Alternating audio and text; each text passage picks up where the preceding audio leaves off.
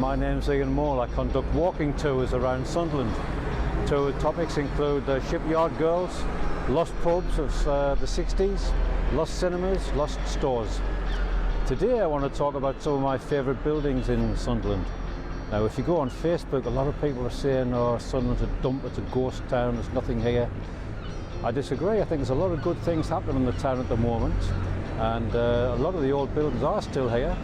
You remember what Baden Powell, the leader of the Scout movement, said? He said, always remember to look up. If you look up, you might see some things you never noticed before. So today, I just want to talk about some of my buildings. Maybe they're not your favourites, but I'll show you some of them you will recognise. The first one I want to talk about is the museum, just to my left here. I always come in the museum a couple of times a week. I think it's a very good local museum, and it reflects very well our major industries, which of course are shipbuilding, coal mining, glass making, and something I'd never really thought about before, pottery. They've got a gallery which is completely full of pottery made in the 19th, 20th century. There were over 20 potteries on Wearside at that time. The building, as you can see from the foundation stone, it was laid 1877, and in the presence of ex-President of the United States, Ulysses Grant.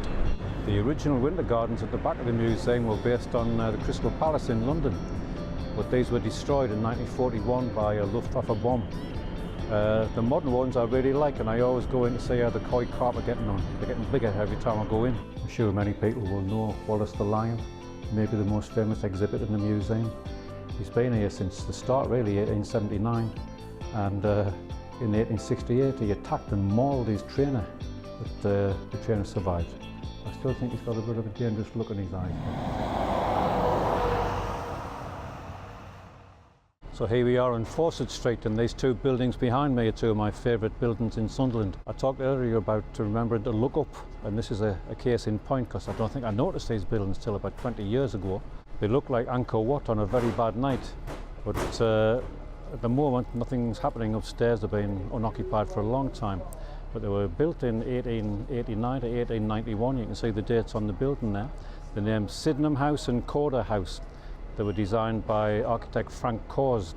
Now he wasn't a local man, he came from the Isle of Wight actually, but he opened his practice in Sunderland in 1870.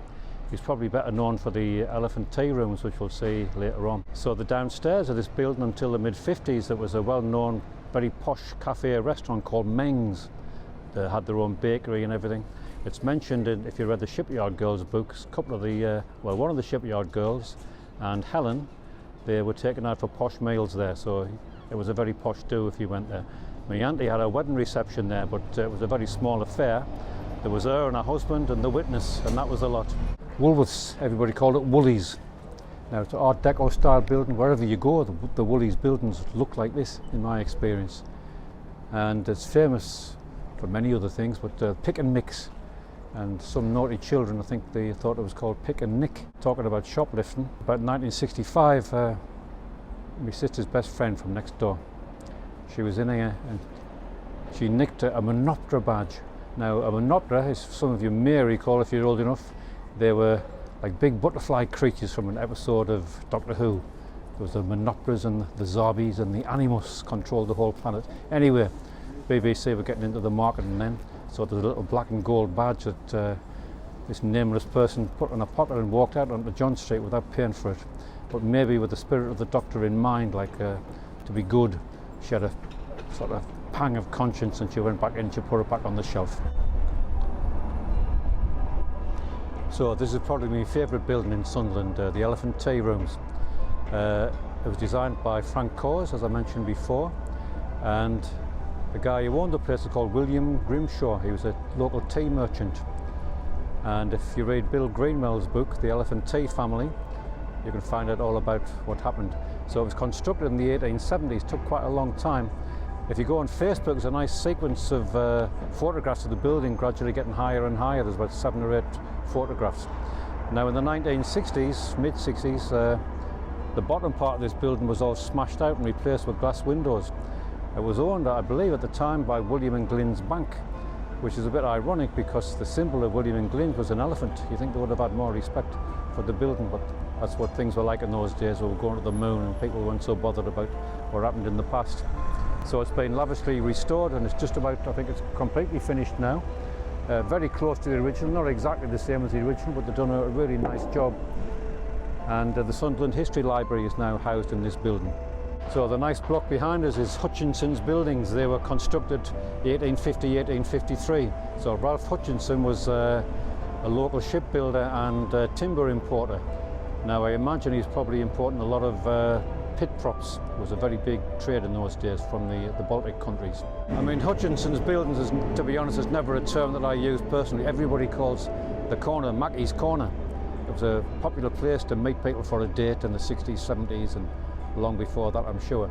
Mackie was a hat maker and people used to stand outside and watch them making the hats in the window, so it was a popular place for people to hang around anywhere. Of course, it's at the end of Foret Street, the main street. Several new businesses have opened and sadly one or two have closed since they restored it, but it's a great improvement on what was there before. So another favourite building of mine is Monkery Mouth Station. It was constructed in 1848 during the time of George Hudson, who was the MP for Sunderland at that time for about 15 years. He was known as the Railway King. He was involved in a huge amount of railway construction, and he was the one who got the docks developed in Sunderland, the South Docks. And the Hudson Dock is still there, it's named after him. If you want to see what he looked like, there's a nice portrait of him in the Sunderland Museum. These days it's the Fan Museum, and Michael and the lads, they're very welcoming people. It's got all sorts of artefacts from Sunderland Football Club over the days. If you come here on match days, you can have a beer, sit outside at the picnic table, there's a barbie. A personal family memory of this station. In 1939, my mother had two sisters, my mum was a 9-year-old. They lived at the Wee Chief nearby, and it was all arranged a long time before, but they got evacuated from here down to a place called Driffield, which is in East Yorkshire, maybe North Humberside now. So you can imagine the chaos. There's thousands of kids waiting to get on the trains and loads of parents, mainly mums, seeing them off. So my mum and her two sisters were inside the carriage talking out the window, and their mum, my grandma, appeared with tears running down her face and 3 pasties held aloft, and she put them through the window and off they went. So I'm sure most of you will recognise where we are. It's St Peter's Church. It's one of these places. It's the oldest building in Sunderland, probably the most famous building in Sunderland. It's a World Heritage Site, but I never went in. The first time I went in was about 10 years ago. You think, oh, it's there, I'll go in next week, and maybe you never get around to it, but it's certainly worth a visit. So it dates back to 674, 675, and it was constructed on the orders of the Bishop of Northumbria, Benedict Biscop. Try saying that when you had a few pints. And this is where the Venerable Bede lived, in this area. They had to import glassmakers from France because we didn't have that technology in the country at that time. Now what you see now, it's not much of a dates from that time. So the porch and the area around that, this is the original, but it was heavily rebuilt 13th, 14th century and in the 19th century.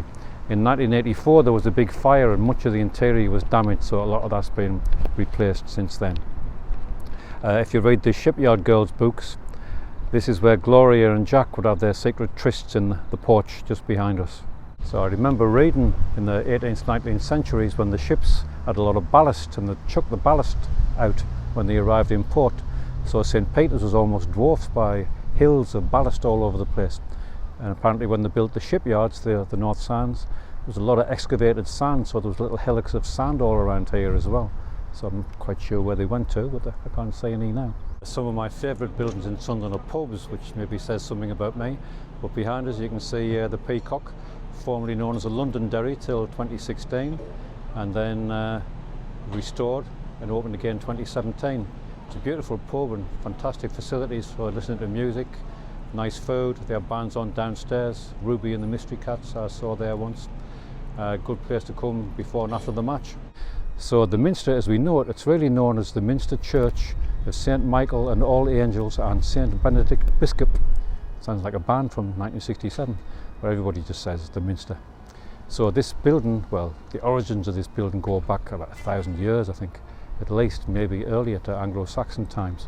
but what we can see now is really early 20th century. I'm not a religious person myself, but I do love the building, and I think it's the first Saturday of every month they have a craft fair here, and sometimes I have a stall in here, so I'm quite acquainted with the building.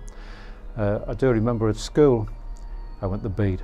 Every May, I think it was, we used to have what we call a Founders' Day service. I still don't know who the founder of the Bede was, maybe because I used to go into a coma every time we came here. It was a very, very boring day for me. So this is a different kind of building, the Point across the way. So it opened in 1937. It was called the Ritz, so it's a very big screen cinema. And I remember it mainly from the early 60s when I used to go to the 6-me matinees. So I spoke about it quite a bit on another video about Sunderland's lost cinemas. It changed its name to the ABC in 1961, I think it was. And then 1973, it became a 2-screen cinema. So they used the back part of the stalls to create a pub, the Painted Wagon. So you know, when you're kids, everything seems big. And when you're an adult, you go back and you think, God, that looks really small, especially if you've lived away from Sunderland a long time like me. But this building still looks really big and impressive. I've never been in Points, but the place is still alive. So here we are outside a very controversial building, I would say. So the south end of Sunderland Station. It opened back end of 2023. Now personally I like it. I think it gives a good impression when you come into the city, something big and bright, a bit like an airline terminal. Of course it's not finished yet, and this is what a lot of people complain about. It seems very naked. Well, it does at the moment, admittedly. I think we need to get a few shops in there, and personally I would like to see some artwork on the wall. I'm sure shops are planned to be there and it'll look more filled out and more like King's Cross or something in a mini version in the future.